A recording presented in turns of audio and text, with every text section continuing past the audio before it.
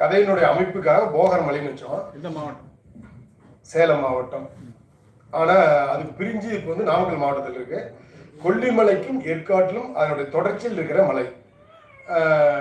அந்த மலையில உண்மையாலுமே அந்த மலை வந்து அந்த ராசிபுரங்கிற நகரத்துக்கும் சேலம் நகரத்துக்கும் பக்கத்துல தான் இருக்கு. ஆனா 13 கிலோமீட்டருக்கு மேல போனதான் வாழ முடியும். அதனால அந்த மக்களே பாத்தீங்கன்னா இயல்பு மரம் நாங்களும் அது மாதிரி படப்படி பிடிச்சோம். அவங்க மக்களும் நம்ம கலாச்சாரத்தோட தான் இருப்பாங்க. ஆனா சாலை வசதி இல்லை, செல் இல்லை. ஆனா அவங்க பார்த்து திறன்பட ஒண்ணு செஞ்சது மின்சாரத்தை கொண்டு போய் சேர்த்திருக்காங்க. மின்சாரத்தை அவர் நடந்து அதை அங்கே உண்மை சம்பவத்தை தான் இந்த தம்பி போட்டு பண்ணாங்க. மின்சாரத்தை கொண்டு போய் சேர்த்திட்டாங்க அந்த மக்கள். அதில் வந்து 2500 பேர் இருந்தாங்க. ஓட்டு 2500, மொத்தம் 3000 பேர் இருந்தாங்க. 2 முறை இதனுடைய அவங்களுடைய தேவைகள் மற்ற அரசாங்கமும் மற்ற இவரெல்லாம் அரசியல்வாதி கொண்டு போய் சேர்க்க முடியலைங்கிறதுக்காக கீழே வீடு கட்டி தரேன்னு சொல்லி 2 முறை இறக்கி விட்டு புற இறங்கிட்டாங்க.